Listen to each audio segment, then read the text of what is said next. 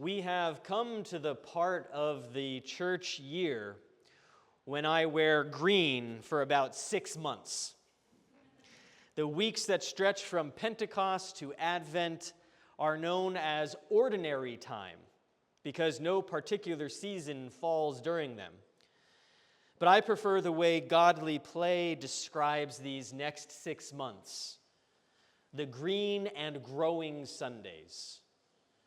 As we begin these green and growing Sundays, I'd like us to spend this sermon time taking a deep, cleansing breath. There is so much going on in the world, so much division, so much violence, so much uncertainty, that collapsing our personal worlds into smaller and more controllable ones becomes an attractive option.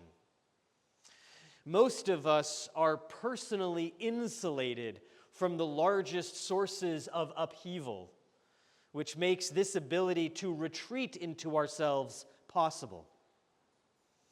However, while managing our mental and emotional health in the midst of turmoil is definitely beneficial, ensconcing ourselves in bubbles of isolation is not a long-term, life-giving approach.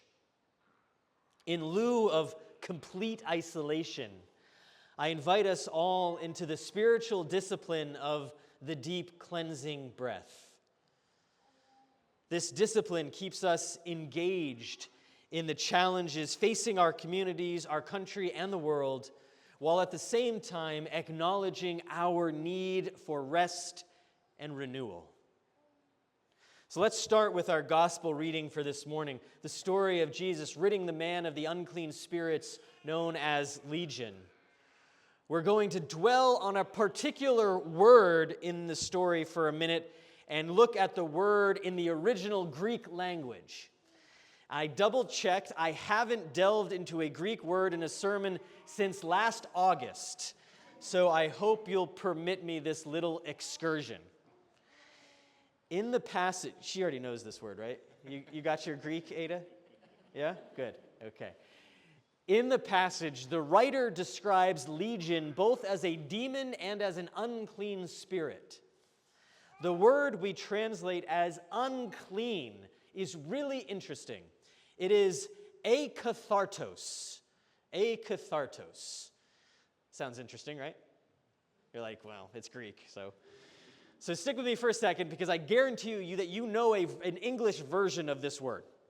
The word akathartos means unclean or impure. But like many Greek words, akathartos is built on its opposite. Adding an A to the front of some Greek words flips their meaning. For example, biotic and abiotic, aerobic and anaerobic. The English words agnostic and apathy have this construction too.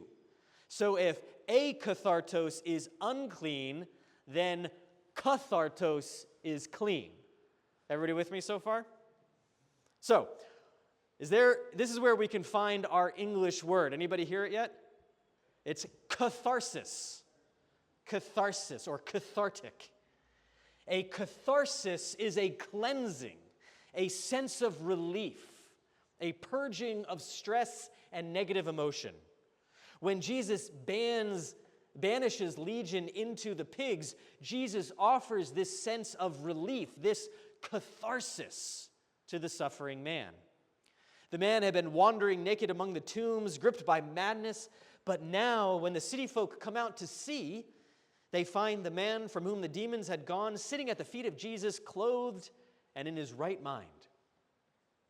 Jesus offered the man catharsis, a cleansing of his spirit, a deep sense of relief from all that had tormented him. Will the man ever fall into turmoil again? Perhaps, maybe not through demonic possession, but through other forms of tragedy, most likely, yes. When he does, hopefully he will remember how the catharsis Jesus gave him felt and will breathe deeply of that relief anew. In our reading from Hebrew Scripture, Elijah experiences his own cathartic moment. The prophet is fleeing for his life from the evil King Ahab and Queen Jezebel. Elijah goes a day's journey into the desert where he sits under a tree ready to die. Elijah falls asleep, only to be awoken by an angel who bids him eat. Elijah does so, then he sleeps again and eats again, kind of like what you do, right, Ada? Eat, sleep, poop, eat, sleep. Yeah. He eats again and he sleeps again, and he goes in the strength of that food 40 more days until he reaches Mount Horeb. Somewhere I read something funny about these verses, that the story of Elijah says that when you are feeling overwhelmed by the weight of the world, sometimes what God provides is a meal and a nap. I like that interpretation. Elijah's food and rest brings him to the mountain of God, where the prophet makes camp in a cave. God asks why Elijah is there, and Elijah responds that the people of Israel have been led astray, and the rulers are seeking his life. Elijah is in hiding. He doesn't know what else to do. His inner turmoil, his fear, his failure, his fatigue prevent Elijah from perceiving God's presence. So God brings Elijah to the mouth of the cave. Elijah feels the gale of a rock-breaking wind, the tremble of an earthquake, the heat of a fire. But God is not in any of these extreme moments of outer turmoil. When the fire dies away, Elijah hears a sound, thin and quiet, a still small voice whispering into the sheer silence. The wind and the earthquake and the fire have sucked away all the deafening pieces of Elijah's inner turmoil, leaving only an emptiness for God's holy silence to fill. The silence is so present as to be full of possibilities. Elijah knows God is in this whispering fullness, so he listens intently, and God gives him a new mission.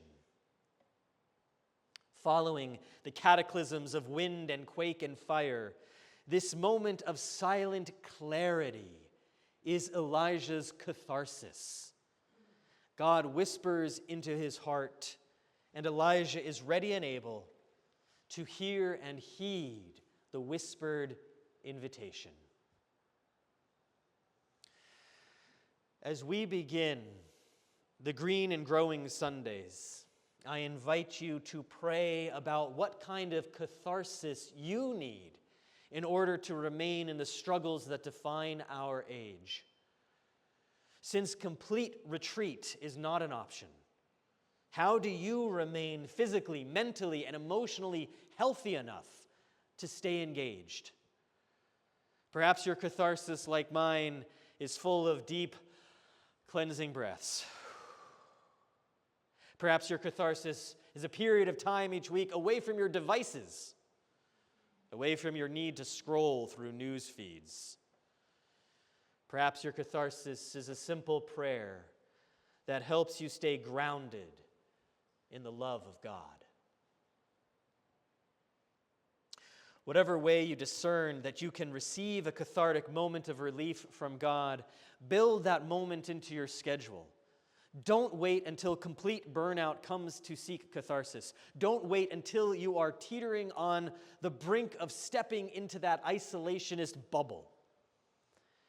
Jesus cleansed and relieved the spirit of a madman, and Jesus offers us this same catharsis. Jesus gives us a meal like the one Elijah ate in the narrow shade of a desert tree. Each week, Holy Communion sustains us in our service to God's mission of healing and reconciliation. Recall the wisdom of our current Eucharistic prayer, and you'll hear these words again later in the service. Deliver us from the presumption of coming to this table for solace only and not for strength, for pardon only and not for renewal. We reach out empty hands and receive a small piece of bread, not only for comfort and clemency. We reach out our empty hands for the presence of Christ to empower us with strength and renewal. And in this renewing strength, we are able to meet the challenges in our world with the love, the peace, and the justice of God.